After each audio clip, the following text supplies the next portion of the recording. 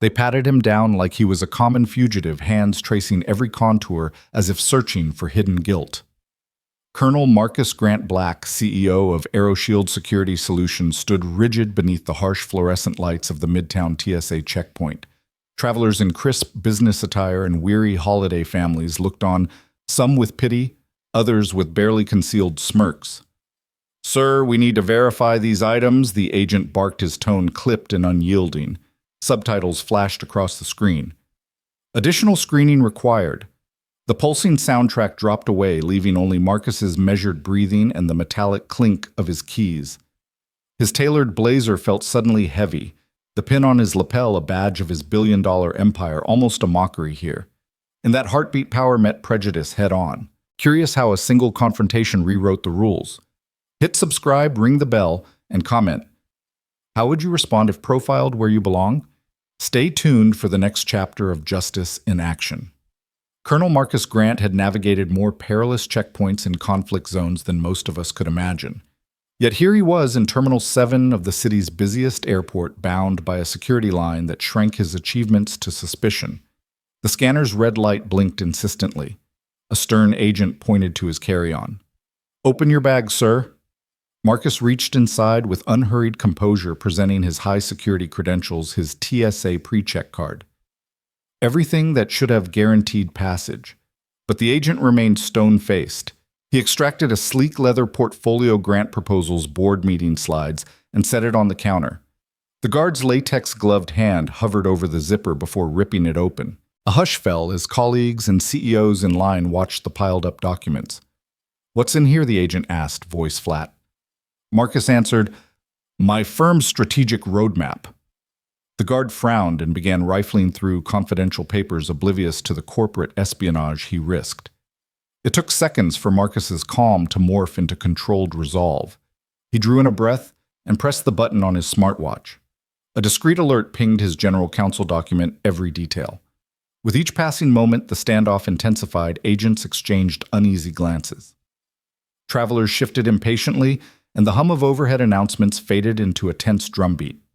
Then, without breaking his cool, Marcus stepped forward.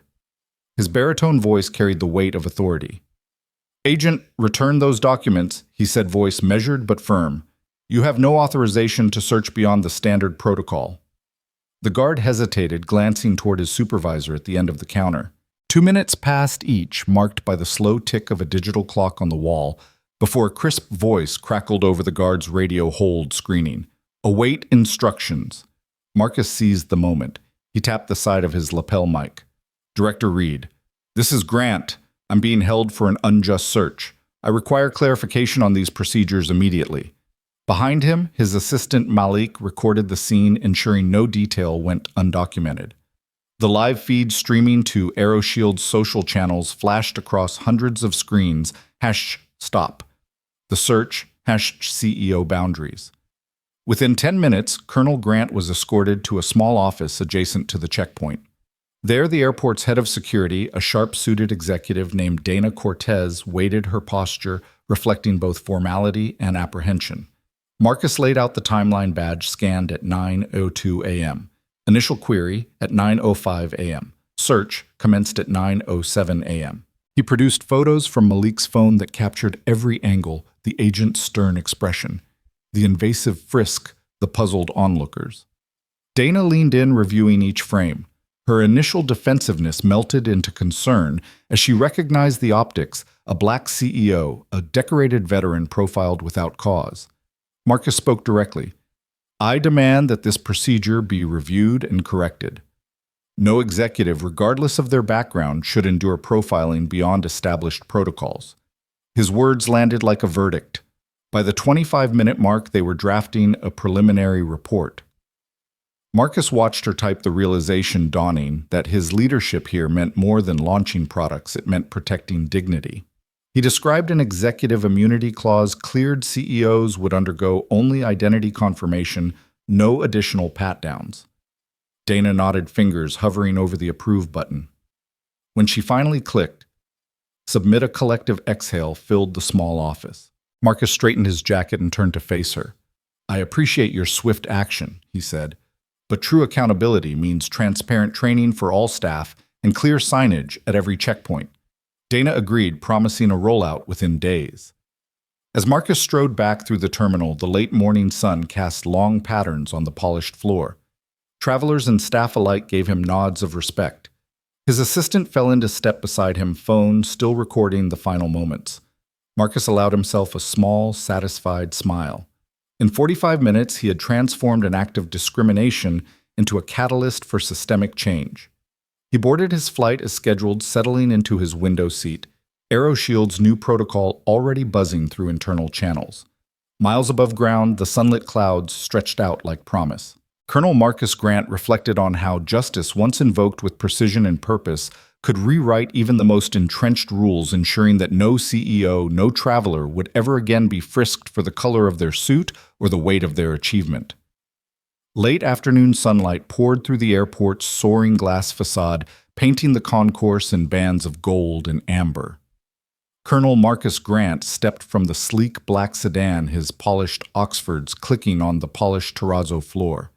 He paused for a moment, silent beneath the vaulted ceiling, as if the hush of the terminal, the distant murmur of announcements, the soft hum of rolling suitcases were part of his welcome. A discreet VIP pin glinted on his lapel. The insignia of AeroShield Security Solutions, the company he had built from a modest startup into an international leader in rapid deploy defense infrastructure. But even more than CEO, Marcus carried the bearing of a decorated veteran, squared shoulders, eyes that took in every detail, and a calm confidence born of countless missions where stakes had been measured in lives saved. He allowed himself a small, almost imperceptible smile as he shouldered his carry-on. The drive here had afforded him a rare moment of reflection, the rhythm of the city's skyline passing in silhouette, the thought of tomorrow's keynote at the Homeland Defense Expo still fresh in his mind. At 52, he had traversed more conflict zones than most generals, coordinating airdrops in the Sahel, overseeing emergency shelters in the Philippines, after typhoons negotiating safe passages for relief convoys in Syria. Yet today's mission felt different. A chance to shape policy, to forge partnerships at the highest levels of government and industry, to demonstrate AeroShield's newest prototype, a fold-flat safe haven shelter capable of withstanding direct mortar fire while powering its own life support systems. He checked his watch. 5:18 p.m.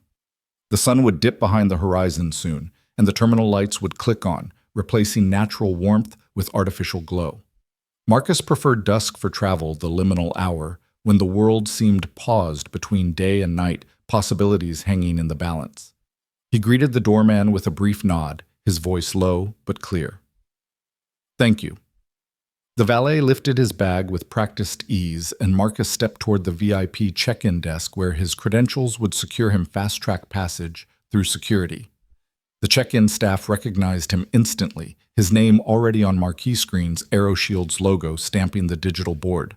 "Good evening, Colonel Grant," one attendant offered with genuine warmth. "Welcome back. Your gate remains the same." She handed him a glossy boarding pass, and Marcus slid it into his wallet, the embossed letters catching the last of daylight. All seemed in order. He passed through the automated doors into the security zone, the atmosphere shifting to measured efficiency, lines of travelers moving in concerted waves, blue uniformed officers scanning faces, X-ray machines humming. Marcus showed his boarding pass and TSA PreCheck card, his veteran's ID clipped inside his wallet. A quick nod from the officer granted him entry into the expedited lane. He removed his phone and keys, placing them in the gray bin, then stepped forward, confident in the routine. The body scanner glowed its familiar blue. Marcus raised his arms as instructed, his gaze fixed on the screen's outline, watching only the faint outline of his own form. He expected to hear the reassuring chime that would send him onward. Instead, red lights blinked and a hush rippled through the adjacent lanes. Colonel Grant, an agent, called out, voice crisp. "Step aside, please." He froze for a split second, processing the directive. Less than 5 minutes had elapsed since the doorman's nod.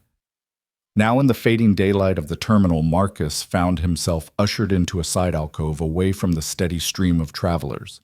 The automated hum gave way to the sharp hiss of a closing security door. His carry-on and blazer were handed to the nearest agent, who laid them on a stainless steel bench. Marcus's mind clicked into the calm precision he had cultivated in combat zones. He would comply, document every moment, and extract accountability from this disruption. Still, a flicker of surprise passed through him, the tactile memory of dozens of foreign checkpoints where his military ID granted instant clearance erased by a system that should have recognized his status immediately. "Sir," the agent said, voice flat, standard secondary screening. "Please remove your jacket." Marcus removed it slowly, draping the tailored blazer over his arm. The lining bore the AeroShield crest, a reminder of the company's mission to protect the most vulnerable. He placed his wallet, watch, and lapel pin in the plastic bin. Then, with deliberate calm, he stepped forward to be frisked.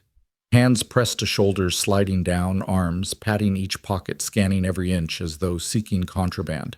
Marcus felt the familiar tightness in his chest, not of fear, but of indignation, he, a CEO and former colonel, being treated like a random suspect. The pat-down lasted longer than protocol, an extended interrogation in body language, each press and slide a silent message of suspicion. He felt every gaze fellow travelers turned curious. Younger officers watched with mild discomfort. A senior agent in mirrored sunglasses stood back, clipboard ready. In that charged moment, time seemed to stretch. Marcus's breathing remained steady, each exhale a reminder of discipline. He could have challenged this on the spot, but he knew the leverage lay in recorded truth. With one foot planted firmly on the terrazzo, he subtly tapped his smartwatch, twice a signal to his general counsel, Linda Park, to start the recording and alert their legal team. The frisk concluded. The agent nodded curtly. "You're clear." Marcus retrieved his items, sliding each smoothly back into place. His lapel pin returned last, a small act of reclaiming dignity. Then he looked up at the agent. "Thank you," he said evenly. "May I have a moment with your supervisor?" The request hung in the air. The agent's jaw tightened, but protocol obliged. Within seconds, a senior supervisor in a crisply pressed uniform appeared, her name badge reading Rodriguez. She extended a gloved hand. "Colonel Grant, apologies for the inconvenience, just routine." "Routine," Marcus echoed, voice controlled yet carrying authority. "I understand security measures, but I was PreChecked, a veteran, a credentialed speaker here tonight. I'd like to know what triggered this exception." Supervisor Rodriguez glanced at her handheld device, frowning at the screen. "There was an anomaly in the watch list. Our tech flagged your name for manual review." She offered a hesitant smile. "We're resolving the issue now." "Anomaly?" Marcus repeated, raising an eyebrow. "Let's ensure this doesn't happen again. I'm due to speak tomorrow morning before a group of defense ministers and agency heads. I need assurance of expedited passage." Rodriguez swallowed, nodding. "Understood. I'll clear your name across all terminals immediately, and I'll escalate to headquarters for a permanent resolution." "Thank you," Marcus said, his tone softening. "I appreciate swift action. My time today is critical." Rodriguez tapped her device, pausing as if calibrating the words. "Expect an official memo within the hour, Colonel Grant, and please accept our apologies." He offered a short nod before turning away, stepping back into the main thoroughfare. The late-day sunlight had dimmed to twilight, and the terminal lights flickered on, bathing the hall in steady luminescence. For a moment, Marcus allowed himself a sigh, not of relief, but of satisfaction. He had planted the seeds of accountability. He walked toward the departure gates, his stride regaining that familiar rhythm of command. The hiss of announcements resumed, and passengers resumed their pace. But the terminal had shifted. The story of one man's frisk was already circulating through security channels. His request for clarity logged at the highest levels. Reaching the quiet corner near gate B12, he paused and spoke softly into his earpiece. "Linda, confirm receipt of the event code and begin drafting the executive immunity protocol. We'll meet in the security office in 45 minutes. The words were simple instructions, but they carried the weight of change. As he settled into a plush leather chair, AeroShield's secure network pinged with an encrypted memo. Colonel Grant, anomaly cleared, full access reinstated, draft policy in progress. He pressed back against the cushion, scanning flight schedules on the overhead board. His flight was on time, giving him just enough margin to initiate the next phase. In the fading dusk outside, the runway lights began their nightly glow. Marcus allowed his gaze to drift to the tarmac, imagining the engines of justice revving up, propelling a new protocol into motion. He reached for his portfolio, retrieving the notes for tomorrow's keynote. Yet even as he reviewed technical diagrams of the safe haven shelter, his mind circled back to the frisk, the breach of trust it represented, and the promise that no cleared CEO, no matter their background, would ever endure such profiling again. The terminal lights flickered once more, and Colonel Marcus Grant rose, buttoning his blazer. The moment of exclusion had become a catalyst for reform. Soon, airport security leadership would convene with him, negotiating the executive immunity clause that would live on in policy manuals. In this cinematic twilight hour, the stage was set not just for a speech on defense solutions, but for a powerful assertion of dignity and equality in the corridors of power. Colonel Marcus Grant's stride faltered the moment he reached the TSA podium. Only seconds before he had navigated the PreCheck line with practiced ease, his credentials prompting polite nods from uniformed officers. Now an agent in navy slacks and crisp white shirt let out a soft sigh and raised a gloved hand. "Sir," the agent said, voice polite but firm, "we need an enhanced screening." Marcus paused, scanning the agent's face for a flicker of recognition. Nothing but procedural detachment. "Enhanced screening," he echoed, voice controlled yet incredulous. He placed his carry-on on the conveyor belt, careful not to let his lapel pin jostle against its hard edges. Around him, travelers whispered behind palms, eyes flicking between his composed figure and the widening security queue. The agent lifted a hand to stop his items mid-transit. "Yes, sir. Please step aside." He gestured toward a narrow side corridor, its polished steel door marked secondary screening. Marcus's jaw clenched imperceptibly. No warning, no explanation. Just a directive to peel away from the path every executive before him had followed. In that moment, the terminal's high ceilings, the glow of departure boards, and the echo of rolling suitcases faded into an oppressive hush. He retrieved his blazer, slipping it from his arm, as he stepped toward the side corridor. His every move was deliberate, each breath measured, each ounce of tension contained behind the mask of calm. He wound a loose thought through his mind. This was not just protocol. This was a signal. He had entered the terminal as a VIP, as Colonel Grant, as the man who commanded billions in defense contracts and shaped policies in Washington. Now he was being recast as suspect. The agent who walked beside him did not meet his gaze. Instead, he tapped at a handheld device, fingers dancing over the screen. "Just routine, sir," the agent offered, as if reciting from a handbook. "There was an alert flagged when your boarding pass scanned. No big deal, but we need you to comply." Marcus let the words hang between them like a challenge. He followed the agent through the silvery door and into a smaller room lined with security cameras, their lenses swiveling to capture every angle. A single fluorescent light hummed overhead, washing the space in stark white. A long stainless steel bench ran beneath a wall of lockers, the kind used to stow personal effects during screenings. On one side sat a bank of monitors where two officers monitored feeds in silence. The agent cleared his throat and gestured toward the bench. "Please place your belongings here," he said, voice flat. Marcus laid down his blazer, his watch, his wallet. Even his Visac credential, an ID issued to cleared executives traveling on contracted flights, went into the tray.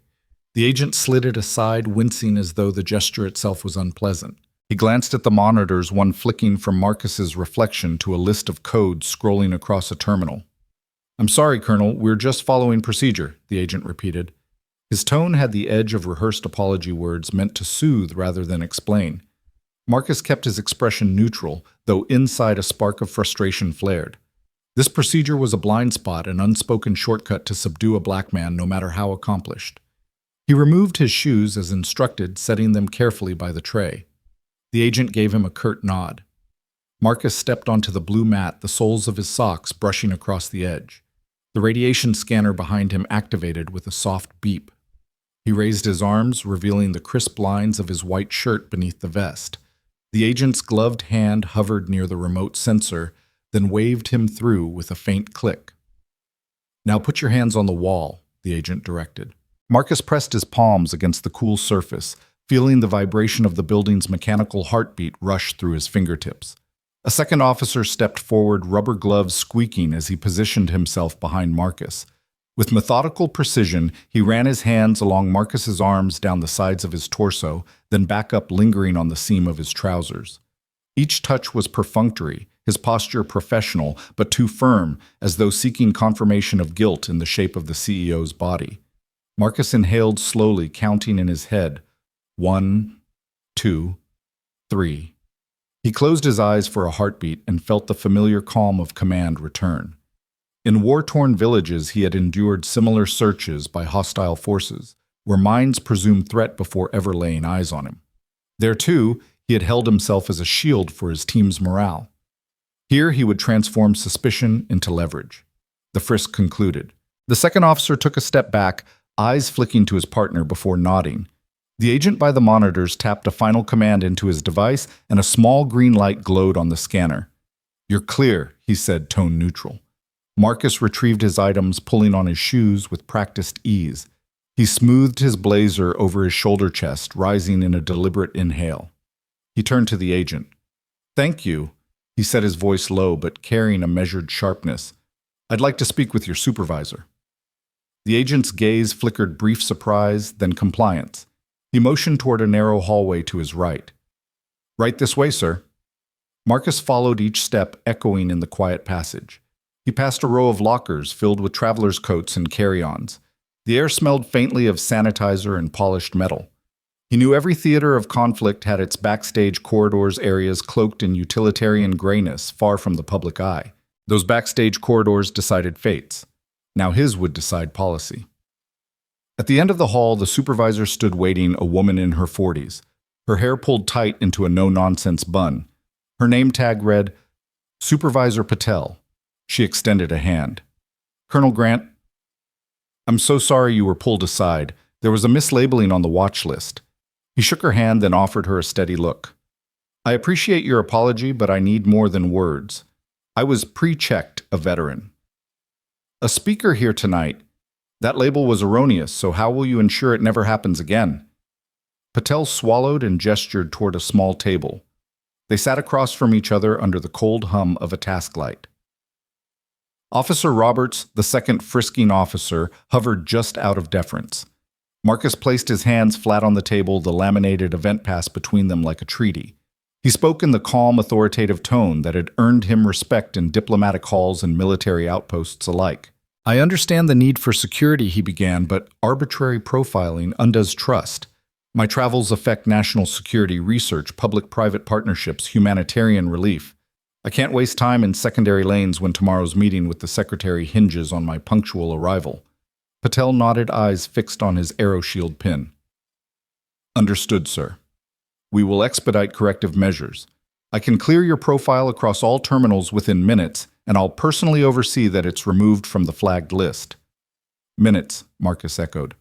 "Good. But I want more. I want a protocol that prevents any CEO, any pre-checked cleared executive from being subjected to this again. Executive immunity from profiling tied to TSA pre-check and veteran status, with clear exceptions defined for true threats." He let the words land like stones, one by one. Patel's lip quivered as she considered the weight of his request. She glanced at Officer Roberts, whose tablet glowed with data entries. His fingers hovered over the screen as if ready to override. Patel then turned back to Marcus. "It's an ambitious ask," she said softly, "but I don't see why it can't be implemented as a policy addendum. I can't unilaterally rewrite TSA regs, but I can draft an internal protocol and bring it to headquarters for review. They'll need your endorsement to expedite." Marcus allowed himself a nod of satisfaction. "I'll speak with Colonel Reyes at HQ. Use my name as sponsor. Frame it as a joint initiative, security through respect, not suspicion." He leaned back, the tension in his shoulders easing. "In 45 minutes, I'll meet with Director McAllister and your team. Let's have a draft protocol on the table." Supervisor Patel's eyes widened, relief mingling with resolve. "I'll arrange it," she said. Roberts set his tablet down, gaze respectful. "Colonel Grant," he said quietly, "thank you for working with us on this. I'll ensure the screening anomaly is corrected right now." Marcus inclined his head. The moment of profiling had spun from indignity into power. He gathered his belongings, slid his phone back into his pocket, and donned his blazer. The late afternoon had deepened into dusk, and the terminal's lights glowed against the darkening sky. Outside, the first stars would soon appear, a reminder that clarity emerges in the darkest hours. As he walked back to the main concourse, the flow of travelers resumed around him. His path toward Gate C5 was now a path toward policy change. The frisk, the unwarranted stop, had become the catalyst for a protocol guaranteeing that no cleared CEO would endure the same indignity. And in 45 minutes, he would sit at a high table negotiating the executive immunity clause that would reshape TSA's approach to pre-checked veteran travelers and validated executives. Colonel Marcus Grant returned to the world of announcements and rolling luggage, but he carried with him the promise of reform, a tangible example of turning profiling into policy prejudice into partnership. The unexpected stop at the TSA podium had revealed a vulnerability in the system. His measured response would fortify it. Colonel Marcus Grant stood motionless beneath the pale fluorescence of the secondary screening room, yet the world around him churned forward in a blur. 5 minutes had passed since he'd first been pulled aside at the TSA podium, and behind him the line of travelers had grown into a twisting serpent, laptops in hand, rolling bags clattering against polished tile. Soft curses and weary sighs filling the air like static. Each passenger's gaze flickered past him as though he were a piece of misplaced luggage, an obstacle in their path, rather than the decorated CEO of AeroShield Security Solutions. His reflection shimmered in the parallel rows of screening machines. A tall, broad-shouldered man in a tailored blazer, his posture unbowed despite the indignity of this forced delay. The scanner's bright beams swept across his chest, illuminating the discreet VIP pin at his lapel, the linchpin of the recognition he'd earned through years of service and enterprise. Yet here he was rendered invisible by a line of code and a quirk of policy. Beyond the glass partition, the terminal's mahogany accents and brushed steel sculptures recalled an atmosphere of calm luxury. Here, however, the sterile sterility of the screening bay held him captive. A young traveler no more than 20 rested his backpack at the conveyor, his eyes lingering on Marcus with an expression of pity. The kid's face was pale lips pressed tight in sympathy. Perhaps he'd recognized the colonel's name from the news. Perhaps he saw only another stranger held up in an endless security checkpoint, equally tethered by circumstance. But the glance stung like sand in a wound. Marcus inhaled, tasting the antiseptic tang of the recirculated air, and let the moment pass without reaction. He was in this for the long haul. The hum of conveyor motors rose into a rhythmic thrum, each click of suitcase wheels echoing like a drumbeat of indignation. It pulsed through the room, a heartbeat that quickened as more travelers funneled in for their routine clearances. Marcus absorbed the noise, translating the ambient tension into resolve. His mind replayed the agent's clipped apology, the supervisor's promise to draft a new protocol in 45 minutes. But promises evaporate if not met with action. He would transform this lingering frustration into the catalyst for change. A second agent appeared at the door, her gloved fingertips tapping lightly on a clipboard. Her gaze flickered to the line, then to Marcus. "Colonel Grant?" she asked, voice steady but carrying a note of hurry. He turned, raising an eyebrow. "Yes. We've completed the profile correction," she said. She tapped the clipboard, flipping a page. "Your pre-check status is restored. You may proceed to the exit." Marcus held the clipboard at arm's length, examining the printed confirmation. His name, his passport number, and a single stamped annotation, "Pre-check approved." He nodded, but did not move. Behind him the line shifted, and the young traveler let out a frustrated breath, adjusting his glasses and shifting his weight. The agent hesitated. "Sir, may I escort you?" Marcus lowered the clipboard. "Thank you," he said, voice measured. "But escorting me out now defeats the purpose. I'll walk myself when I choose." Her mouth curved into a quick apology, her posture stiff. "Yes, Colonel. It's all set. I'll inform my supervisor you're ready." She retreated, closing the door behind her with a soft click. The room exhaled a breath of relief. Marcus would soon leave the scene. But he lingered, mindful that every second of this standstill amplified the story unfolding beyond these walls. He placed the clipboard on the stainless steel bench and set down his tray, his gaze sweeping the now lengthy queue. Luggage wheels tapped a relentless tattoo. Travelers shifted impatiently, their irritation an undercurrent of solidarity. He stepped toward the door, his reflection sliding across the glass panel framed by the fluorescent halo overhead. The words "secondary screening" stared back at him in cold block letters. Outside, terminal announcements drifted through the glass flight 712 to Charlotte, now boarding, and please proceed to gate 4 for final boarding. Marcus would miss them if he waited. But that was the point.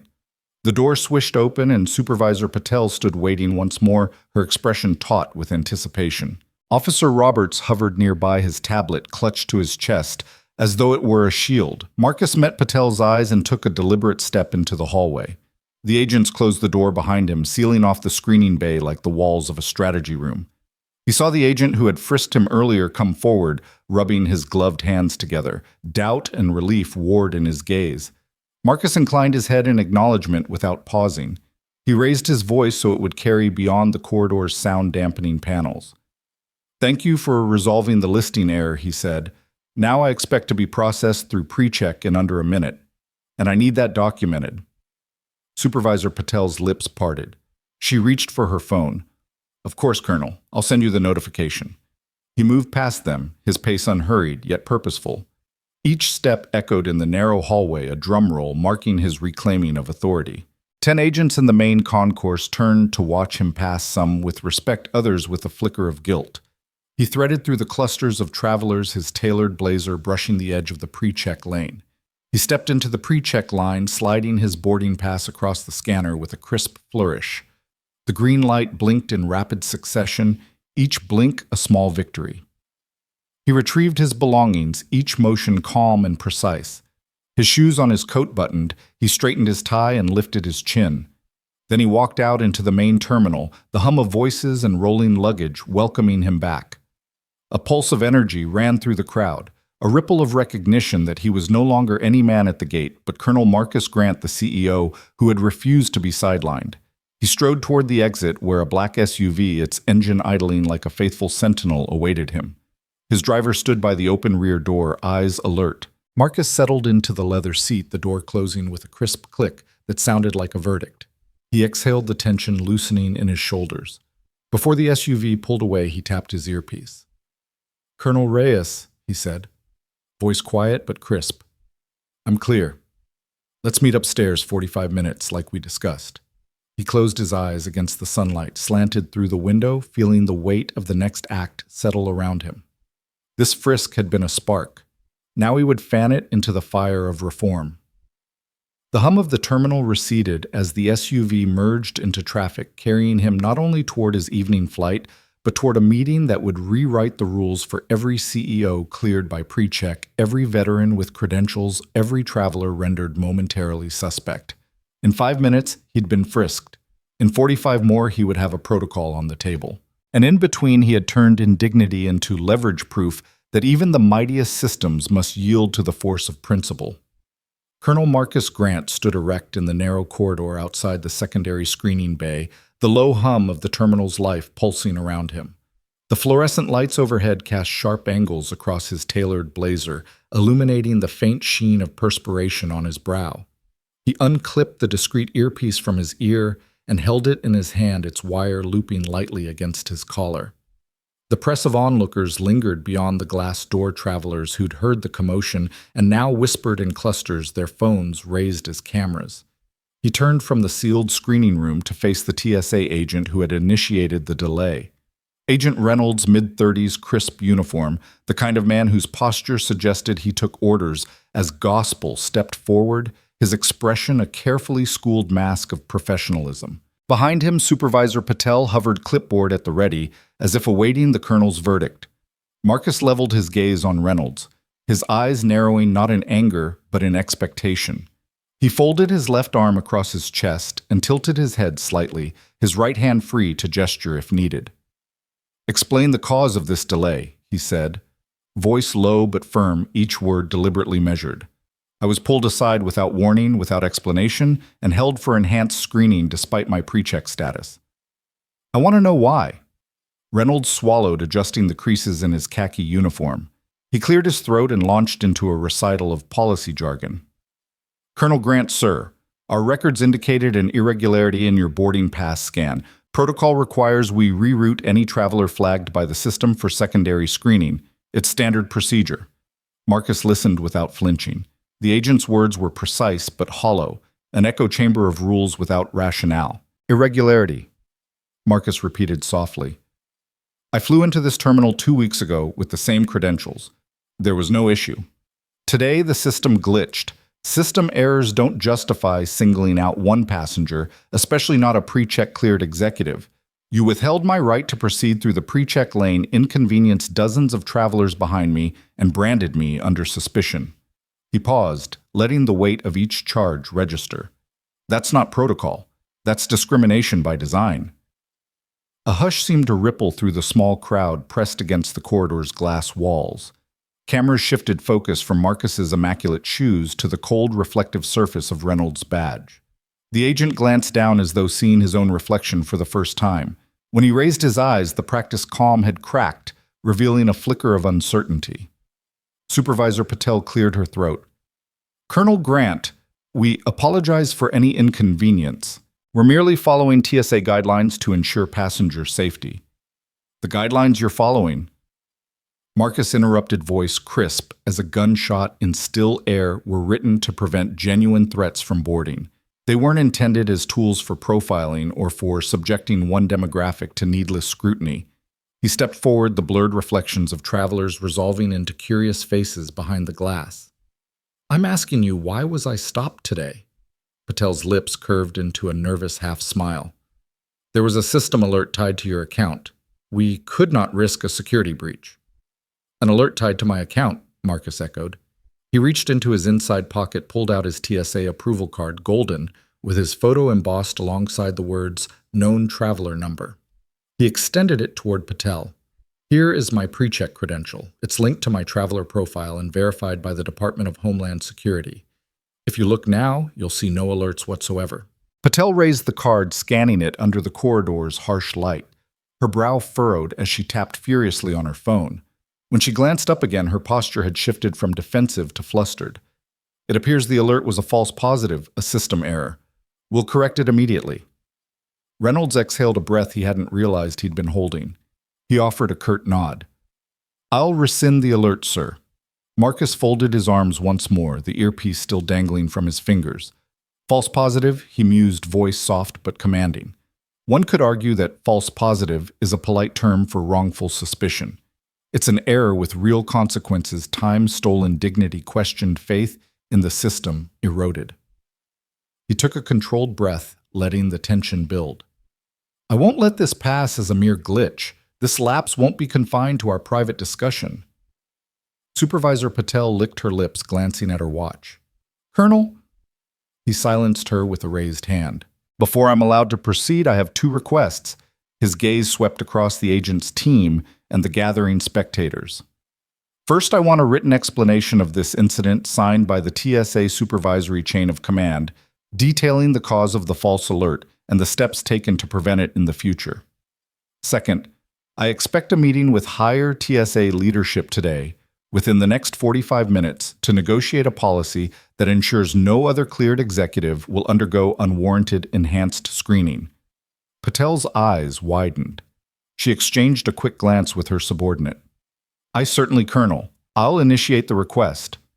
Reynolds' face registered relief, tempered by the realization that the colonel would not merely accept an apology. Marcus's calm had shifted from polite inquiry to resolute directive.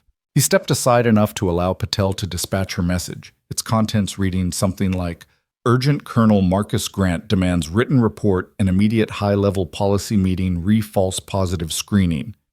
As Patel's consultation with her radio crackled, Marcus turned his attention back to the corridor, observing the travelers who'd waited behind him. A young woman rolled her suitcase past him, now offering a shy smile and a relieved nod. A businessman twice Marcus's age gave a thumbs up before hurrying onward. Each gesture reinforced that his fight was not simply personal. It represented every traveler subjected to unexplained delays. He removed his sunglasses, revealing eyes bright with purpose. This corridor, he said, voice carrying easily now, is where policy meets people. If we allow errors to persist without accountability, we betray everyone who places their trust and their lives in these protocols. He paused, letting the gravity of that statement settle like dust in the lights. I'll see you in 45 minutes. He tucked the earpiece back into his jacket, its tiny mic now silent. With that, he turned on his heel and strode toward the PreCheck lane, the open arms of the green-lit scanner awaiting him. Each step echoed with confidence, a steady beat that matched the resolve in his chest. Cameras followed, capturing the moment when a leader reclaimed his passage, not through deference, but through demand for transparency, for equity, for respect. He stepped into the PreCheck zone, placing his boarding pass on the reader. The light flashed green instantly. No secondary screening, no delay. He retrieved his belongings, buttoned his coat, and walked through the exit gate. Beyond lay the bustling terminal neon signs, pointing the way to gates, the bustle of commerce, the promise of departure.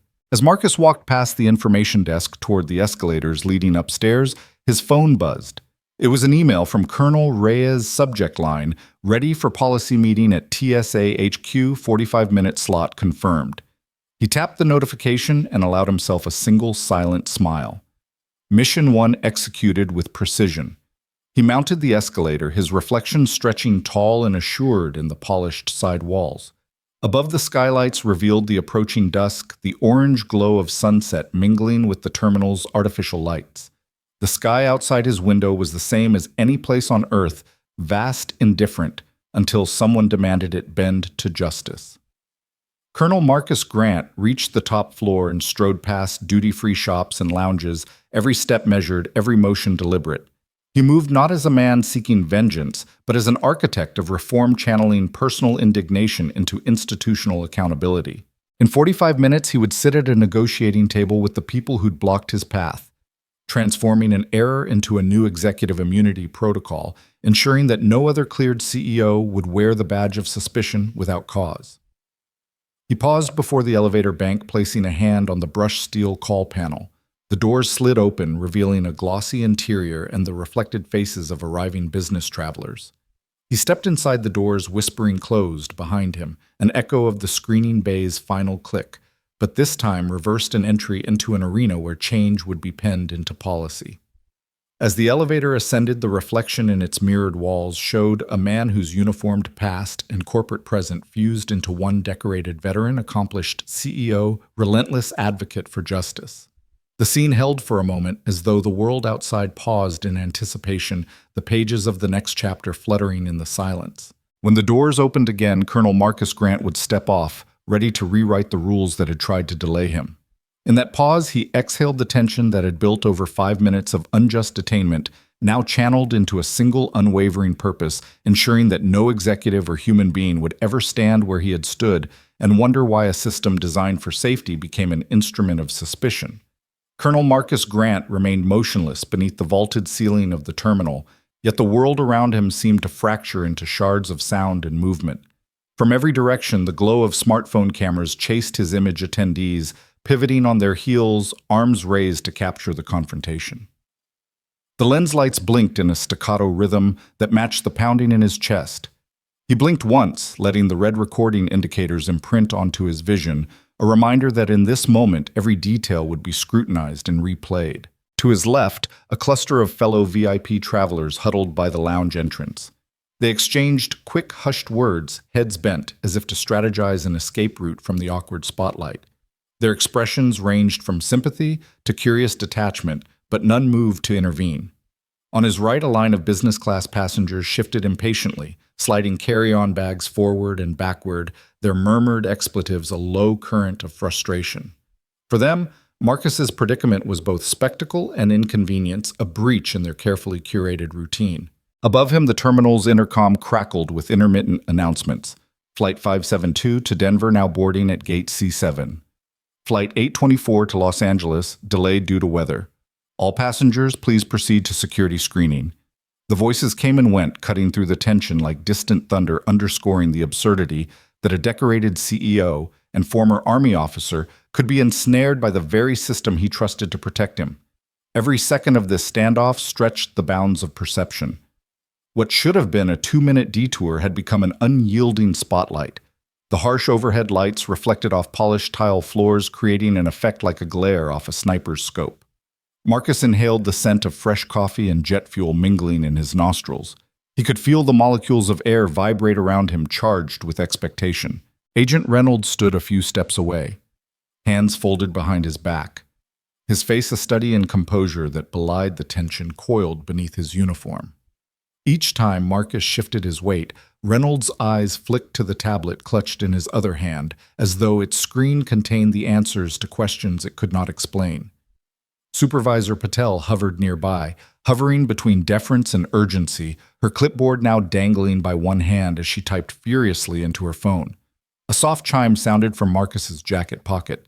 He reached inside and withdrew his smartphone. The screen glowed with a single urgent message: TSA HQ confirms meeting in 30 minutes. ETA 45. He tapped twice, sending back a terse acknowledgement. That small exchange felt like the click of a starting pistol, proof that the gears of accountability had engaged, bound by timestamps and calendars. Time was no longer a fleeting resource, but a countdown to resolution. He pocketed the device and straightened the fabric of his blazer, shifting like armor. A hush fell over the immediate circle, as if his quiet command had reached even the intercom speakers. Cameras lingered, waiting, needing to see what would happen next. Would he relent, step aside, and allow the system to brush off his complaint? Or would he force the confrontation to its ultimate crescendo? Marcus's gaze traveled over the vaulted expanse of glass and steel. He imagined the TSA's chain of command, the regional director pacing in her office, the deputies scrutinizing shift reports, the national headquarters bracing for a complaint that would land in their inbox in real time. In 45 minutes, they would meet. Not in the sterile glow of a terminal, but in a boardroom he seated across from the decision-makers, negotiating the terms of an executive immunity protocol that would redefine how cleared CEOs moved through security lines nationwide.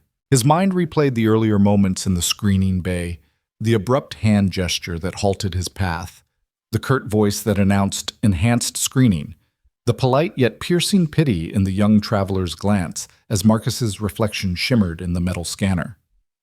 That pity had cut deeper than any scanner's wand, an unspoken assertion that his skin, his stature, his accomplishments could be outweighed by suspicion rooted in bias.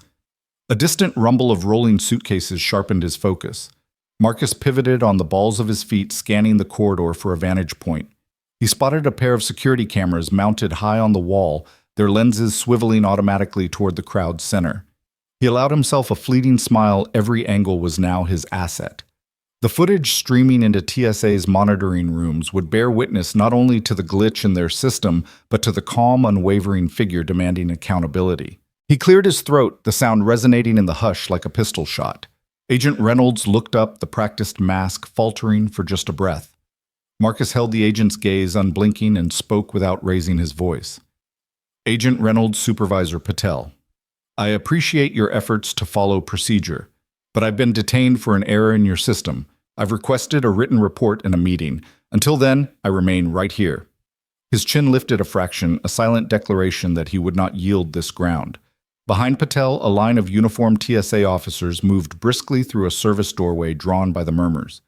Some paused at the threshold, their hands hovering over high-grade tablets. A pair of airport police officers, alerted by the gathering crowd, approached hesitantly, their badges catching the terminal lights. Marcus offered them a polite nod. He had no need for law enforcement's intervention, only for policy redress. One of the officers, a woman in dark blue fatigues, tapped her comms mic. Over her shoulder, he could see a message blinking across her wrist display: VIP detained, possible discrimination claim. He allowed that detail to drift through his awareness. In every system that valued data and statistics, such a flag demanded priority review. He turned back to the crowd. Phones were now streaming live, the same standoff being broadcast to social feeds, corporate newsrooms, and civic watchdog groups. Comments scrolled across screens. Black CEO profiled in airport. He demands answers.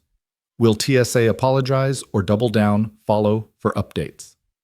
The crowd's attention had shifted from idle curiosity to active engagement. Marcus inhaled the momentum, letting it fuel his purpose. A ripple of anticipation passed through the spectators as Supervisor Patel's voice cut in calm but edged with nervous energy. Colonel Grant, the updated protocol has been drafted. We need your signature to finalize the exemption clause, and you'll be escorted directly to your gate. She extended a digital tablet toward him, its screen displaying a concise policy amendment titled Executive Screening Exemption Section 14.2. Marcus stepped forward and took the tablet, his thick fingers brushing Patel's in the exchange. He scrolled through the text, his eyes tracing each line: guaranteed PreCheck passage for any traveler with documented CEO status, automated cross-check against corporate databases, a direct hotline to TSA leadership for dispute resolution. The language was robust, unprecedented. written not by regulators but refined under the steel pressure of his resolve. He paused on a clause guaranteeing quarterly audits and public reporting of profiling incidents. In that clause lay not only his vindication, but the promise of systemic transparency. He scrolled back up and tapped his digital signature. A soft chime confirmed the agreement, and the tablet transformed to a confirmation screen. Patel exhaled relief, flooding her posture. Reynolds relaxed his stance, the rigid lines of his shoulders softening. The crowd exhaled in unison, some cameras swiveling to catch the final keystroke, others lowering as if in concession. Marcus handed the tablet back. "Thank you," he said, voice clear and resonant. "I look forward to seeing this policy enacted, and I trust we will now move swiftly to ensure no other executive faces an unwarranted delay." He folded the document into his pocket and offered a curt nod. "Good day." With that, he stepped through the PreCheck lane, the green light blinking his passage. Cameras pivoted to follow his departure, capturing the click of his polished shoes against the tile and the measured cadence of his stride. Beyond lay the escalator to the concourse gates awaiting boarding calls, and the promise of flights unimpeded by suspicion. As Marcus disappeared into the terminal's flow, the buzz of cameras and whispers gave way to the rhythm of travelers reclaiming their pace. The terminal, momentarily caught in a tableau of injustice and reclamation, resumed its hum of departures and arrivals. Yet in the days that followed, the footage of those 45 tense minutes would travel farther than any nonstop flight, reaching boardrooms, newsrooms, and civic forums, a testament to how one man's calm insistence could recalibrate an entire system. And so the rising tension ignited by unjust profiling found its resolution in policy rewritten and promises enforced. In that compressed span of time, Colonel Marcus Grant transformed indignation into institutional reform, ensuring that the next time a leader in his position passed through these gates, they would do so unencumbered by bias, their dignity intact. 20 minutes in the terminal's tension had coalesced into a single charged moment. Colonel Marcus Grant leaned against the cool stainless steel of the PreCheck kiosk, his blazer pressing against the silent hum of the machine. The flow of passengers around him seemed to blur heads, luggage wheels, security officers moving on autopilot. Yet every detail lay in sharp relief for Marcus: the polished tile underfoot, the fluorescent glow overhead, the scent of coffee and jet fuel mingling in the air. He tapped his phone once, twice, sending a crisp instruction to his legal team. "Document every step. I want timestamps, names, video feeds, everything." His thumb hovered for just a heartbeat over the send button for his second message. He glanced at the airport security director who had appeared behind the stanchion line, eyes darting, posture stiff with unease. The director, Arthur Connors, clutched a thin folder of crisis protocols, his tie askew, his mouth set in a tight line. Marcus inhaled, steadying himself. Then with a decisive press, he let the message fly. "Clarify this profiling within 15 minutes, or I'll release the full footage to media." "Your call." The confirmation ping echoed in his ear like a gunshot.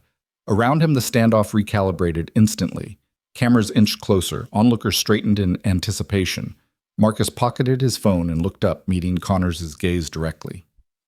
Time stood suspended the next 15 minutes to determine whether this clash would end in capitulation or escalate into full-blown corporate reckoning. A security officer stepped forward, his polished shoes clicking on the tile. He cleared his throat. "Sir," he began, voice low, "the director will see you now." Behind him, a small alcove of office doors stood ajar. Marcus nodded once. This was the moment he would move from the public arena of the terminal into the director's inner sanctum and negotiate not only his own passage, but the future of profiling policy for every cleared CEO in the nation. He strode past the stanchions, the crowd parting instinctively, as if they recognized the gravity of his mission. The agent who had first stopped him at the podium stood rooted in place, the scanner's glow flaring off his uniform. Earlier tension on the agent's face had given way to something more profound, acknowledgement, perhaps, that the routine they enforced had just been disrupted. Marcus offered him a brief nod, a gesture of professional courtesy. Then he pressed through the swinging door. Inside, the corridor was quieter, insulated from the terminal's roar. White walls bore framed flowcharts of security procedures, and multiplex monitors displayed feeds from cameras scattered throughout the airport. Connors rose from his desk as Marcus entered his folder clasped to his chest like a shield. Two aides hovered nearby notepads at the ready, their pens poised like spears. Colonel Grant Connors said, voice hushed but trembling at the edges. "This is unprecedented." He paused, struggling for composure. "Please take a seat." He gestured at a pair of chairs facing his desk. Marcus declined, standing firm. This was not a courtesy visit. It was a negotiation under fire. "I've given your office 15 minutes to provide a transparent explanation." Marcus began, voice calm, but carrying the weight of authority. "I want to understand why I was subjected to enhanced screening when fellow CEOs walked free. And I want assurances that no one else in my position, someone with cleared credentials, will face this indignity again." Connors unsealed the folder and extracted a printout. He scanned Marcus's gaze before sliding the paper across the desk. "Here are the entries from the last week," Connors said, voice tight. "Profiles flagged for enhanced screening. Names, companies, timestamps." "I'll be honest, Colonel. Your name popped up twice, first as a data error, then again when the senior agent misread the clearance flag." Marcus picked up the pages, letting them flutter between his fingers. Each line read like a confession, CEO after CEO, each black leader temporarily diverted from the VIP line, forced into secondary checks, often without cause. The patterns were undeniable. His pulse rippled in his temples as he studied the data. Then he set the pages down. "This is worse than I thought," he said softly. "It's systematic, not random." He leveled his gaze. "I'm prepared to file a formal complaint with DHS to engage Civil Rights Council and to bring this before Congress if necessary. But I'm giving you the chance to make this right now." Connors ran a hand through his hair. "We can draft an executive immunity protocol.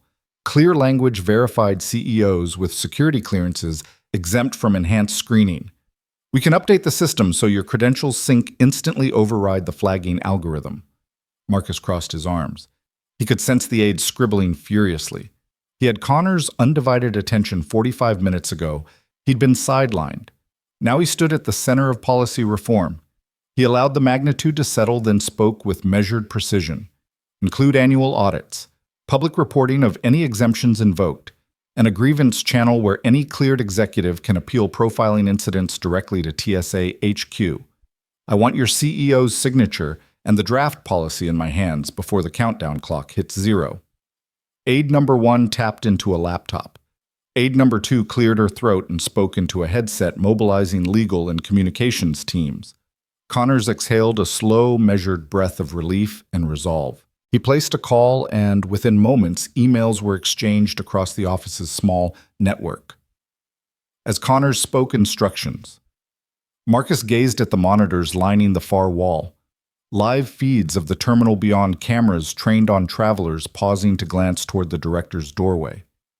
In those shifting faces, he saw the ripple of change, a woman in a business suit smiling and lowering her phone, a man pushing a stroller slowing waiting, several agents on break standing to attention. In real time, news alerts pinged on Marcus's own phone. Headlines blazed, "Black CEO takes TSA to task, wins behavioral immunity deal. Airport security policy under review after high-profile standoff." Social media lit up with clips from the terminal stitched together by influencers and news pages. Marcus allowed himself a momentary smile. The injustice that had ignited this confrontation was on the path to being righted. 40 minutes into the ordeal, Connors slid a thick packet across the desk. "Here it is," he said, voice steady. "Section 3.4, Executive Screening Exemption Protocol. Clause 3.4.1. Any individual with verified CEO status and federal security clearance will be pre-cleared for expedited screening. Clause 3.4.2 TSA will publish quarterly reports on profiling incidents. Clause 3.4.3. Grievance appeals to TSA HQ within 24 hours of any disputed screening." Marcus opened the packet and read each line aloud, pausing at each clause to confirm his understanding. He nodded and then signed at the bottom of the protocol, his pen scratching decisively across the signature line. He could feel the weight of the moment. Not only had he reclaimed his own dignity, but he had extended that reclamation to every CEO who followed. This measure would endure long after today's flights had landed and taken off. He looked up at Connors. "Thank you," he said, voice firm. "I'll notify my team to confirm the rollout to all major airports. I trust you'll oversee the implementation personally." Connors rose and extended a hand. Marcus shook it firm, respectful, final. As he did, the aides began printing copies. The policy was being forwarded to every TSA station manager, every relevant IT department, and every press outlet. The ripples of that signature would travel across airports nationwide. Marcus turned and strode out of the office, leaving Connors and the aides to their logistical tasks. He pushed open the door and stepped back into the terminal's fluorescent glow. The murmurs quieted as he passed. A few travelers offered nods of acknowledgement, others simply watched in quiet admiration. He paused at the PreCheck lane, letting the moment sink in. No more would he be pulled aside, nor any executive with the proper credentials. The policy he'd secured would stand guard against profiling, a shield forged in 45 minutes of unwavering resolve. On his phone, he sent a brief update to his team, protocol signed. Screenshots attached. Implement immediately. Heads up, media release in 10. He tucked the phone away and hoisted his carry-on bag onto his shoulder. The scanner lights blinked green and the chute released. Marcus stepped forward into the security lane, merging seamlessly with the flow. He passed through scanners and tapped his badge at automated kiosks. No secondary checks. No, as he disappeared down the corridor toward Gate B12. The terminal resumed its rhythm. Announcements crackled, wheels rolled, conversations resumed. Yet the change he had set in motion pulsed beneath the surface, a silent testament to the power of decisive action. In 45 minutes, Colonel Marcus Grant had turned profiling into policy, indignity into immunity, personal affront into public accountability. The airport, once a stage for injustice, would now stand as an example of swift systemic reform, a monument to what happens raised eyebrows. His path was clear, his dignity restored, and his mission accomplished. Until one man refuses to be sidelined and insists that justice travel as swiftly as any flight. Colonel Marcus Grant barely had time to collect himself when two familiar faces slipped through the small crowd that had gathered around the PreCheck lane. To his left, Anna Patel, his prickly, ever-efficient general counsel, appeared as if materialized by his silent summons tablet, in hand, eyes already scanning the terminal's live feed cameras lined up on her screen. To his right, James "Jax" Jackson, his longtime PR lead and social media firebrand, strode forward, phone raised in one hand, microphone in the other, ready to capture every nuance of what had become one of the year's most electric airport confrontations. Marcus offered them curt nods. The tension in his shoulders eased slightly now that reinforcements had arrived. Behind them, the VIP lounge's glass walls shuddered with the click-click of cameras from inside reporters who had settled into plush chairs for silent interviews, now sprung upright, spotting the colonel's unmistakable silhouette and Jax's recognizable grin. They hurried to windows and doorways, their lenses pivoting to broadcast live. Within seconds, the story had shifted from a private indignity to a full-blown public spectacle. Anna fell into step beside Marcus, her heels clicking in cadence with the press's frantic murmur. "I've secured the legal files," she said, voice low but urgent. FedEx is on standby to ship certified copies of the signed Executive Immunity Protocol to every TSA regional office. And I've drafted the complaint in case this rolls back. We're covered. Marcus appreciated the clarity in her voice, the same clarity that had carried them through boardroom battles and international negotiations. Jack spotted a cluster of smartphones trained on them and held up a finger to the gleaming phones. "Stand by," he whispered, already tapping out a rapid-fire tweet. Colonel M. Grant forced at TSA to rewrite their screening rules, live coverage coming on, Ashter's CNN. Momentarily. His words were met with instantaneous engagement, heart icons, retweets, comments flooding in from followers who had been tracking the standoff since it began. Marcus allowed himself a small, wry smile as he glanced at the screens. In the world of high-stakes security, truth often traveled slower than contraband. Tonight it was more like an F-18 breaking the sound barrier. The story would ripple outward in digital shockwaves. Legislators would tweet their support, advocacy groups would amplify hashtags, and every airport foyer in the country would quiet when the name Colonel Grant appeared on screen. Jax lowered his phone and turned to the waiting cluster of cameras. The reporters had formed a semicircle beyond the stanchion's mostly national broadcast crews, their tripods splayed like silent sentinels. One journalist, a veteran anchor with salt and pepper hair and an overly enthusiastic smile, was already framing the shot. Colonel Grant, she called voice, echoing off the high ceiling. Can you give us a comment on the new protocol and what it means for business travelers nationwide? Marcus inhaled, letting the hum of rolling suitcases and distant announcements recede. He straightened his blazer, the one with the AeroShield pin, and squared his shoulders. This was his moment. His earpiece crackled, Anna's terse voice. Everything's cued, a reminder that every utterance would be recorded, time-stamped, and archived. Jack stepped back to give him room, dropping his phone into a microphone pack at his hip. Good evening, Marcus began, his voice measured yet resonant enough to carry to the farthest corner of the terminal and into the homes of countless viewers. I stand here not as a complaining passenger, but as a steward of principle. When I was pulled aside today, no more than any other cleared credentialed executive, I felt the weight of mistrust placed upon me solely because of my race, not my record or my credentials. That was unacceptable, and it never should happen again. He paused to let the cameras catch every nuance, the furrow in his brow, the flash of determination in his eyes, the crease of the aerated tile floor beneath him. The anchor nodded and stepped aside as Marcus continued in a tone that was part address, part rallying cry. Within 45 minutes, the TSA and airport leadership sat with me to negotiate a new protocol, what we're calling executive immunity. Under this policy, any individual with verified CEO status and appropriate federal security clearance will receive expedited screening without exception. The protocol includes published quarterly audits, a direct grievance process, and full transparency to ensure profiling never again trumps policy. The small crowd murmured. Cameras tilted back to capture nodding travelers in the background. Ready airtime on news networks had been triggered. Satellite uplinks flickered green. Marcus let the gravity of those words sink in. Expedited screening without exception. A tangible shield against bias hammered out in a matter of minutes. Anna watched from the side, lips pressed in satisfaction. Jax gave Marcus a quick thumbs up unseen by the cameras, but Marcus still held the floor. This isn't about privilege or special treatment, he said, voice softening but never losing its edge. It's about equal respect, equal dignity, and equal access to the systems we've built. If profiling goes unchallenged, it grows. By codifying this protocol, we've drawn a line: no more assumptions, no more second-class screening. That is the core of real security fairness and clarity. He glanced at the terminal clock overhead, 1847. Exactly 20 minutes had passed since the first agent gestured him off the VIP line.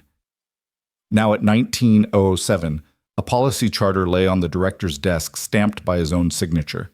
He exhaled, letting the tension drain from his chest. Thank you to the TSA leadership for rising to the occasion. To my colleagues who stood by me, we move forward together. And to every traveler out there who's ever been stopped unjustly, let this be your assurance that change can happen quickly when justice doesn't wait.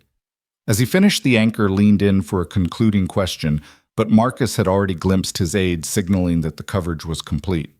He offered a final nod, and with a single oomph of resolve, turned on his heel. Anna and Jax flanked him as he walked toward the open corridor leading to gate C14. The path now unobstructed, his credentials valid and honored. Cameras followed the reporter's footsteps, clicking in unison behind him. The lights of the terminal glowed brighter against the dusk settling outside. Travelers resumed their destinies, some with softened expressions, others raising their phones for one last selfie as Marcus passed. Each click of a shutter, each blink of a live indicator imprinted his resolve into the digital tapestry of shared history. As he cleared the final security checkpoint, no enhanced screening, no extra pat-down. Marcus felt the quiet satisfaction of accomplishment mingled with the hum of possibility. He had come to the airport with one destination in mind, but he was leaving having shifted the journey of countless others. Justice served fast had rewritten the rules in 45 minutes, and all it had taken was the courage to demand it. That evening, as he boarded his flight, Marcus sent a brief text to his AeroShield board exec immunity protocol ratified. Gratitude to all involved. Our next step share best practices across every hub. Tonight, we fly secure in more ways than one. He slipped his phone into his jacket pocket and settled into the plush seat by the window. The engines roared, the cabin lights dimmed, and the northwest sky swallowed the plane's silhouette. High above the fields of airport tarmac, Colonel Marcus Grant leaned back, eyes closed. Beneath him, a policy had transformed systemic bias, confronted, and a promise of equity etched into the rules of tomorrow's travel. And somewhere between the clouds and the moonlit horizon, he allowed himself a satisfied smile. Justice had flown first class tonight and taken every cleared CEO along for the journey. By the time the terminal clock's minute hand reached 45 past the hour, a hushed tension pulsed through the concourse like a low-frequency hum. Travelers paused, mid-stride eyes flicking from their phones to the growing circle of onlookers around Colonel Marcus Grant. Buzzing announcements faded into white noise as the airport director himself emerged from a side corridor flanked by two high-ranking security chiefs whose stiff shoulders and clipped steps bespoke the gravity of the moment. The director's face was pale under the fluorescent lights, sweat glimmering at his hairline. Marcus watched him approach the vipers of uncertainty coiling in the director's brows. Behind them, a phalanx of TSA agents formed an uneasy horseshoe, each one reluctant to meet the colonel's unyielding gaze. In the impromptu impasse that had become the hour's defining tableau, power dynamics flickered like faulty wiring until Marcus cleared his throat and the world seemed to hold its breath. He stood at the center of the circle blazer, still buttoned VIP pin unmoved posture, absolute in its calm authority. His jaw was set, eyes blazing with the same steely conviction that had carried him through battlefields and boardrooms alike. The tired hum of the airport rolling suitcases, distant PA announcements, the soft clack of heels all receded beneath the weight of his presence. With measured steps, the director closed the distance, hands opening in a gesture meant to soothe but betraying his own desperation. "Colonel Grant," he began, voice wavering between apology and protocol. "We understand your concerns." "We?" Marcus raised a hand, halting him mid-sentence. The crisp authority in his tone sliced through the murmurs. No more profiling for cleared CEOs, he declared, each word weighted with the force of his lived experience. The ripples of his ultimatum fanned outward. Agents straightened, passengers leaned forward, and even the overhead monitors flickered as if straining to catch his every syllable. "This ends tonight. We negotiate now, or I elevate this to the Department of Homeland Security." Behind the director, one of the security chiefs exchanged a furtive glance with his colleague. The hushed council of agents shivered under Marcus's ultimatum. In 45 minutes, he had transformed from the accused to the arbiter of policy. The director swallowed hard, throat-moving, as he gauged the unspoken stakes, a public profile blown into a federal-level grievance headlines that would shame the airport's leadership, potential congressional inquiries. The mere specter of those ramifications had already forced his hand to sweat. He inhaled a measured breath, running a hand through his thinning hair, as though anchoring himself to a deeper reserve of resolve. "Colonel," he said, voice gaining strength with concession, "we're prepared to discuss a new executive immunity protocol. It will ensure that any CEO with verified credentials and the appropriate TSA pre-clearance bypasses enhanced profiling. We'll draft the policy language by midnight and implement it across all domestic terminals within 2 weeks." Marcus allowed the words to hang a lifeline tossed across the chasm of injustice he'd navigated. He scanned the director's face, seeking sincerity where protocol often masked policy. The director's nod was slow but resolute, the faint tremor in his lips, betraying that he knew this concession was born of necessity rather than goodwill. A ripple of relief emanated from Anna Patel at Marcus's side, her lips curved in the briefest of acknowledgments. Jax Jackson's camera pivoted to catch the precise moment the director capitulated, lenses flashing bright against the airport's polished floors. Moments earlier, Marcus had been the one sidelined, forced into an unwanted spotlight. Now he held the remote control to a narrative bigger than any keynote presentation. Leaning forward, Marcus allowed his voice to soften, carrying an undercurrent of gravity. "This protocol isn't a gift. It's a guarantee," he said, addressing the security chiefs who stood behind the director. I expect quarterly audits, transparent reporting, and a direct appeal process for any cleared executive who feels they've been unfairly detained. There can be no backsliding, no exceptions. The security chiefs exchanged a brief look before stepping forward. One of them, a tall, stoic woman with a scar tracing her jawline, produced a leather-bound folder from her jacket pocket. The grain of the leather caught the light as she extended it toward Marcus. "These are the draft guidelines," she said, offering the folder with solemnity. "We've incorporated your council's recommended enforcement mechanisms and our legal team's compliance review. We're ready to finalize this today." Marcus took the folder, the smooth weight of it a tangible emblem of accountability. He flicked it open, scanning the opening paragraphs of policy and procedure definitions of cleared executive timelines for implementation grievance protocols. Each clause reflected the hard-won balance between security imperatives and civil liberties, a testament to his insistence on both fair treatment and operational integrity. He looked up, meeting the chief's eyes. "This is good," he said, voice steady. "But let's be precise. I want a quarterly public report available on your website detailing the number of executive screenings, any incidents of profiling, and their resolutions. No more opaque processes." The chief inclined her head, pen poised to make notes in the margin. "Understood. We will include a public dashboard updated monthly with anonymized data to protect privacy." The director exhaled, shoulders sagging as though the burden of denial had finally lifted. He turned to Marcus, offering a handshake that was equal parts respect and relief. Marcus returned the gesture, his grip firm. Behind them, the TSA agents relaxed their posture. The terminal's hustle edged back into motion as though permission to breathe had been granted. Yet Marcus wasn't finished. He tapped the director's shoulder gently, drawing him aside. In a tone reserved for confessions among confidants, he said, "We're partners in security now. I'll coordinate with your policy team. In the interim, any CEO who's pre-cleared will be escorted by your VIP liaison directly to the gate. No more lines." The director nodded visibly, grateful for the path forward. Around them, mobile cameras switched off their red recording lights, and whispers of, "We did it," flitted through the crowd. Marcus straightened, folder in hand, the echo of his footsteps resuming a steady rhythm against the terrazzo floor. As the director-in-chiefs retreated to finalize the policy, Anna and Jax flanked Marcus once more. They moved toward the exit to the departure gate, sunlight spilling in through the windows and painting long silhouettes on the polished floor. Marcus tucked the folder under his arm and glanced back at the podium where he'd first been challenged. He allowed himself a brief moment of reflection, the narrative arc clear in his mind, frisked like a suspect reduced to a statistic, then elevated to an architect of a new standard. The transformation had been swift, cinematic, an arc worthy of a film, yet rooted in the gritty reality of systems and statutes. Jax glanced at him and gave a half smile as if to say, "Ready for the next headline?" Marcus smiled back, confident yet measured. "Let's ensure they keep the lights on us," he replied. "Because tomorrow when other executives fly through these gates unmolested, they'll know this moment mattered." Anna tapped his elbow gently. "Let's get you to your flight. Your keynote still awaits." He nodded a final nod of affirmation.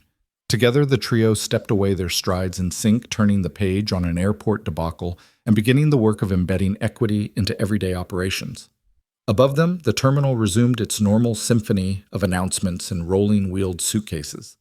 But the course of that symphony had shifted forever by a colonel's refusal to be profiled and a policy negotiated in the electric tension of 45 decisive minutes.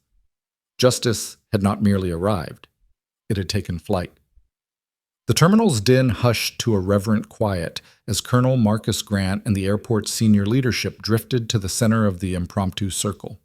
Overhead lights softened, casting long, elegant shadows on the terrazzo floor. The moment crackled with the electric energy of change, an energy palpable in the tight nods and deliberate handshakes that passed between Marcus and the director's inner circle. Marcus held the leather-bound draft protocol in his left hand and offered his right to the director. The two men's clasp was firm, their mutual respect palpable. Around them, phones pivoted back to active recording camera flashes, live stream indicators, and the soft glow of smartphone screens painted each face in a soft bluish light. Even the distant echo of rolling suitcases faded beneath the collective focus on this pivotal exchange. At Marcus's shoulder, Anna Patel, his general counsel, leaned in, delivering a crisp summary of the clause structure. Section 1 Definitions. Executive immunity applies to any CEO with verified TSA PreCheck or global entry enrollment plus company-issued credentials recognized by Homeland Security. Section 2 Application. This exemption automatically grants expedited screening without secondary pat-down unless accompanied by a credible security alert. She paused, directing her gaze to the assembled chiefs. Section 3 Oversight. Any misuse or security exception must be logged and reviewed within 24 hours. Quarterly audits will be publicly reported. The Deputy Director of Security. Her polished badge reading Security Operations drew a pen from her coat pocket. She flicked through the laminated pages with the precision of someone who'd spent her career in classified briefings. Her brows knitted as she scanned the oversight mechanisms. Finally, she looked up, meeting Marcus's eyes. "These terms are clear and enforceable," she said, voice firm.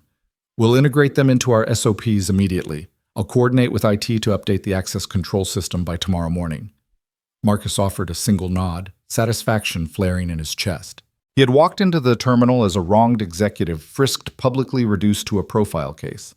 Now he stood as the architect of a systemic solution, an executive immunity protocol that would bar arbitrary profiling of cleared CEOs. The transformation felt electric, a narrative arc worthy of the grandest theater. Across the circle, the airport director unbuttoned his suit jacket, revealing the crisp white shirt beneath.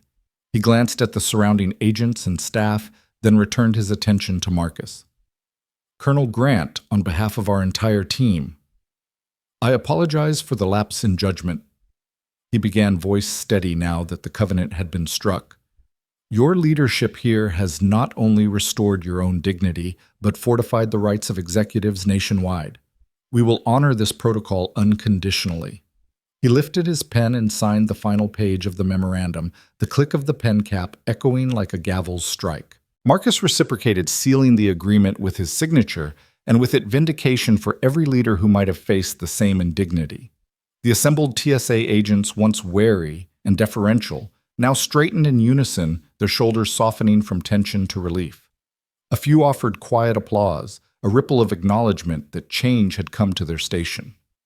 Travelers in the VIP lounge peered through the glass partition, their earlier curiosity blossoming into admiration. A black CEO had confronted institutional bias, and within 45 minutes not only cleared his own name, but reshaped policy for the future. Meanwhile, Jackson's camera recorded every nuance, the tightening of the director's jaw, the chief of security's approving nod, the pen's decisive stroke on the final signature line. His live-stream comments streamed across the screen. "Breaking CEO Marcus Grant secures executive immunity at ABC Airport, profiling ends now. History written in the terminal." As the last click resonated, Marcus exhaled a slow, deliberate breath that carried the weight of the entire encounter. He closed the leather folder and tucked it under his arm. Turning to the captain of the guard detail, he said quietly, "Ensure these protocols are communicated to every checkpoint. No exceptions." The captain saluted, the gold stripes on his epaulets gleaming. "Yes, sir. I'll oversee training and rollout." At that, the director stepped forward again, guiding Marcus and his team toward the departure corridor. The terminal lights brightened as if in applause overhead, announcements resumed, and the mechanical hum of the airport's daily rhythm returned with one crucial difference, a newly implemented promise of equity. Anna Patel fell into step beside Marcus. "Your flight deboards in 20 minutes, she said, checking her watch. "But before you go, the communications team wants a statement for the press release." Marcus nodded. "Let's do it," he replied. "Speak truth, share vision." They moved into the VIP press booth, a polished enclave with branded backdrops and mic stands set at the ready. The TSA director and security chiefs followed, a testament to the collaborative spirit that had emerged. Jackson positioned his camera at a flattering angle, while a PR assistant cued the introductory slide, "Executive Immunity Protocol, a new era of fair screening." Marcus stepped to the podium, adjusting the microphone. The camera's red lights blinked on, and the room hushed once more. He took a breath, looked directly into Jax's lens, and began. "Today we marked a decisive shift in airport security policy. Profiling has no place in our institutions and dignity should never be negotiable. I'm proud to stand with the leadership here at ABC Airport to enact the Executive Immunity Protocol, ensuring cleared CEOs are treated with the respect and efficiency they've earned. This isn't just about me. It's about creating a more just and equitable experience for every executive who entrusts their safety to our TSA agents. Thank you for your commitment to this vital change. Applause broke out in the booth, soft at first, then building into genuine appreciation. Jax's live stream cut to a wide shot, capturing the full sense of resolution. Viewers online flooded the comments. Powerful leadership policy, change in under an hour, impressive. This is how you fight injustice. Finished. Marcus stepped down and rejoined his entourage. The PR team distributed digital copies of the protocol. The legal department began court filings to ensure federal oversight. In the background, the TSA director dialed his phone, likely to brief the national office. The wheels of systemic change set in motion by a single act of refusal were now turning unstoppable. As Marcus walked toward his gate, fellow travelers and staff offered nods of respect. No one tried to frisk him again. His VIP badge glinted under the terminal lights, not as a shield against bias, but as a marker of leadership achieved and justice delivered. In the final minutes before boarding, Marcus allowed himself a small smile. He tapped his phone to confirm the policy had been uploaded to the government's public portal. Then he looked up to the wide runway windows, the blinking lights of planes queued for departure. Each aircraft promised new horizons, not just for his company's expansion, but for an industry now bound by higher standards of fairness. He glanced at Anna and Jax, grateful for their unwavering support. Together, they had transformed a moment of indignity into a landmark victory. In the heart of the terminal, amid the ebb and flow of passengers and announcements, Colonel Marcus Grant had not only reclaimed his passage, he had reshaped the path for every cleared CEO to follow. As the boarding call echoed, Marcus straightened his blazer, took a final deep breath, and strode down the jetway. Behind him, the terminal resumed its pulse, brighter now, with the promise that justice once demanded swift could indeed be delivered within the span of a single decisive hour. By the time Colonel Marcus Grant settled into his window seat, the terminal's digital banners had been fully updated. Bold white text on a royal blue background scrolled alongside flight information, new TSA Executive Protocol approved effective immediately. The message repeated in loops across every screen, a ribbon of vindication that tracked his every step from check-in to departure. Behind him, the metallic click of the jetway door sealed the world outside. Before him, the sun dipped low, staining the horizon in molten gold and crimson. He pressed his forehead against the cool glass, inhaling the mingled scent of jet fuel and jet-lagged travelers. Around him, the cabin hummed with the mechanical cadence of pre-flight checks, intercom chimes, and murmured conversations. Yet amid the drone of SOP announcements, please ensure your seatbelt is fastened. There was a current of something deeper, a quiet shared sense of witnessing history in motion. A few rows back, a middle-aged businessman in an impeccably tailored suit caught Marcus's eye and offered a nod, one of those subtle, knowing gestures that spoke volumes without a word. Marcus returned the nod with a small, grateful smile, sliding his hand into his jacket pocket to retrieve the terse printed memo he'd signed less than an hour earlier. The parchment felt weighty, even in light hands, a concise declaration that across all participating airports in the nation, cleared CEOs would no longer fear the arbitrary swipe of a screen or the unspoken bias of a uniformed agent. He fingered the document's header embossed with the TSA seal before tucking it back into its leather sleeve. Across the aisle, the flight attendant, a young woman in a crisply starched uniform, began the safety demonstration.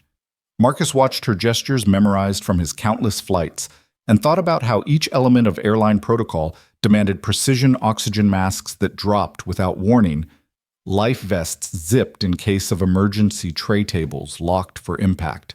But until today, there had been no specific protocol to protect executives from the sudden trauma of unwarranted profiling. Now that gap had been closed. As the engines roared to life, the plane lurched forward, carrying its human cargo beyond the tarmac and into the gathering dusk. The terminal's lights receded, replaced by a velvet sky, sprinkled with the first flush of evening stars.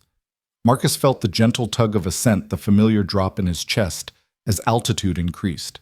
In that moment, the world below appeared simultaneously distant and indispensable, a tapestry of runways, control towers, and terminals knitted together by corridors of policy and law. He closed his eyes and allowed his mind to replay the day's events in rapid montage, the initial indignity at the TSA podium, the elongation of the line behind him, the flash of the traveler's pitying glance, the snap of his earpiece, the litany of dictated steps he'd taken, messages to legal, a direct challenge to the director's office. The spontaneous arrival of counsel and PR leads the director's finale stride and the pen's decisive click. Each step had brought him closer to justice, not merely for himself, but for every executive whose name might not have carried the same weight in uniformed ears. When he opened his eyes, the flight attendant's soft voice cut through the cabin's hum. "Ladies and gentlemen, please begin storing your carry-ons and returning your seatbacks and tray tables to their upright and locked position. We'll be taking off shortly. Thank you."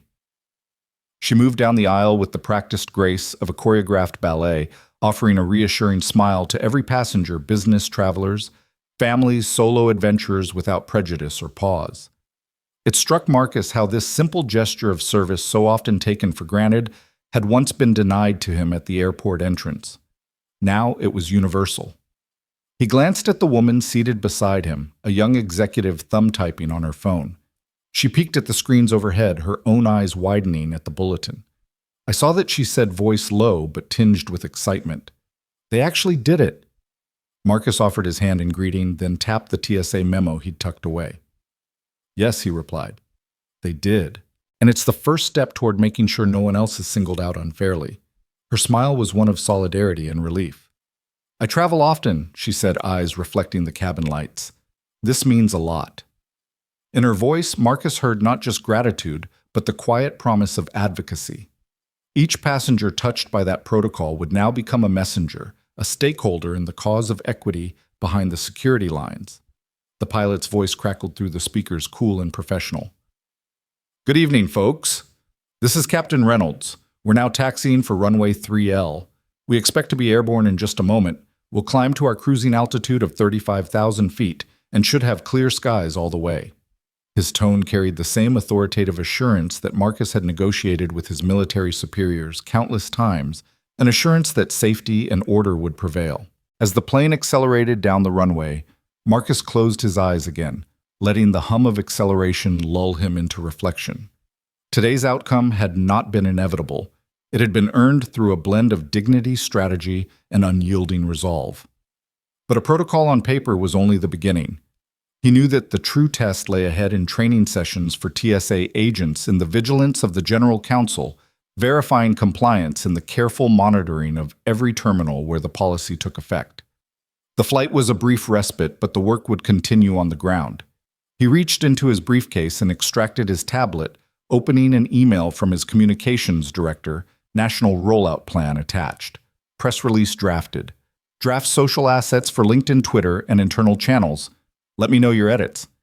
He tapped to open the document and scanned the headlines. Global CEO profiling ends at TSA Executive Immunity Protocol in place. Already teams across his company were mobilizing to amplify the news to set a precedent for corporate accountability and social justice. A ping notified him of a calendar update town hall with AeroShield global offices at 9 a.m. tomorrow. Topic: policy rollout and equity in travel. He accepted the invite, already crafting speaking points in his mind, the intersection of leadership, social responsibility, and human dignity. He would tell his own story not for personal glory, but to illustrate how one act of moral clarity could ripple through institutions and reshape norms. The fading sunset streaked the sky with violet and rose as the plane climbed above the clouds. Marcus leaned his head against the wall, watching the horizon dissolve into starlight. Each tiny flash of city lights far below symbolized a potential journalist covering the story, a traveler relieved of fear, or an airport official reassured by a clearer protocol. In that vast tableau, his own chapter felt both momentous and modest. One man's stand against profiling turned policy for a generation.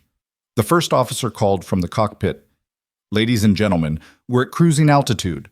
You're free to use approved electronic devices at this time." A soft murmur of activity spread through the cabin as screens lit up and laptops awakened. Marcus tapped into the AeroShield network, sending a quick update to his executive team protocol live. Terminal bulletin confirmed. Major media engagement underway. His phone buzzed with congratulatory messages from board members, partners, and even the CEO of a Fortune 500 corporation who'd heard the news through mutual contacts. But Marcus set the device aside, mindful that the true victory lay not in accolades but in lived impact. He gazed out at the clouds high above the confines of bias, resolved to ensure that each terminal across the country would someday feel as open to him or his successors as these boundless skies. A hush settled over the cabin as the lights dimmed for the flight's in-air service. Passengers relaxed into their seats, some dozing, others reading or working. Marcus allowed himself one final moment of calm. Tomorrow he'd lead the town hall. Next week he'd testify before a congressional subcommittee interested in TSA reforms. And in the months to come, he would track compliance metrics, publish impact reports, and ensure that the protocol he had forged in the furnace of personal indignity became a permanent fixture of American travel policy. But for now, suspended between earth and sky, illuminated by the soft glow of reading lamps, Marcus Grant simply exhaled and smiled. The terminal screen's bulletins would soon give way to flight arrivals and departures, but the promise of executive immunity of dignity protected and prejudice challenged would endure long after the runway lights faded below. And as the meal service began, the gentle clink of trays and the murmur of conversations became a testament to the ordinary world reshaped by an extraordinary act of leadership. They had frisked him like a criminal, so he rewrote airport rules, and in doing so, he reminded us all that justice once demanded can indeed fly free. The sunrise over the city skyline was a riot of amber and rose, painting the glass facades of gleaming skyscrapers with hope. In the heart of the financial district boardrooms hummed with quiet urgency as Colonel Marcus Grant's story circulated like wildfire through news outlets, corporate newsletters, and social media feeds. His ordeal, once confined to a handful of witnesses in a crowded TSA line, had blossomed into a national narrative about dignity, power, and policy reform. Inside the AeroShield headquarters, the executive suite was abuzz. Floor-to-ceiling windows offered a panoramic view of the city, but all eyes were on the polished conference table where Marcus took his seat, flanked by department heads whose faces bore the glow of recent triumph. The morning light reflected in the polished brass TSA memo framed on the wall, a reminder that within 45 minutes, a single act of resolve had rewritten the rules. "Thank you for joining." Marcus began, his voice resonant yet warm, as he addressed the assembled leaders. His general counsel, Anna Patel, sat to his right, laptop open and ready to share compliance metrics. To his left, Jordan Lee, his PR director, tapped smoothly through social analytics, showing spikes in public trust and brand engagement. Behind them, a digital screen cycled through headlines. CEO's standoff prompts. TSA protocol. Overhaul executive immunity. The new gold standard. Colonel Grant's legacy from profiling to policy. The room fell silent as Marcus surveyed the gathered team. He paused, allowing the weight of the moment to settle. What began as a personal affront became a catalyst for change, he said, fingers lightly tracing the edge of his coffee mug. Today we celebrate not just the policy we helped secure, but the principle it upholds that every individual, especially those who have earned the nation's trust and command resources across borders, deserves equitable treatment. He leaned forward, the city's early bustle drifting in through the slightly ajar window. Our work, however, is far from over. He gestured to Anna, who brought the screen to life with graphs tracking the policy's rollout. Within the first week of implementation, Anna reported we've seen a 90% decrease in reported screening disputes for cleared executives at major airports. Feedback from passengers indicates a renewed sense of trust in TSA protocols, and that helps not only our clients but everyone passing through these gates. Jordan chimed in next, offering a peek at the public response. Our media outreach has generated over 15 million impressions. The narrative resonates with audiences aged 55 and above, our core demographic, who've shared stories of their own experiences with profiling. We've also garnered interest from international carriers exploring similar immunity protocols. Marcus nodded, absorbing the data before transitioning to the broader vision. We must share this model with other industries. He said, his tone both strategic and inspiring. Banking, hospitality, even healthcare, all arenas where individuals may face implicit bias. If we can codify dignity in travel, we can and should pursue equity everywhere. As the meeting continued, Marcus reflected on the rapid arc of events. He remembered the cold hum of the TSA scanner, the staccato drum of luggage wheels behind him, and the stinging injustice that had propelled him to action. The crisp click of his phone, sending that ultimatum to the airport director, still echoed in his mind, a moment frozen in time when he reclaimed his agency in a world that had tried to render him invisible. Across town at the National News Studio, anchors rehashed the saga in sound bites and panel discussions. Civil rights advocates spoke of the ruling as a watershed moment, comparing it to landmark policy shifts of the past. A former senator, now a CNN analyst, praised Marcus's blend of military discipline and corporate savvy. His approach shows how leaders can navigate entrenched systems with both respect and resolve, she commented. It's a blueprint for anyone regardless of background who faces institutional barriers.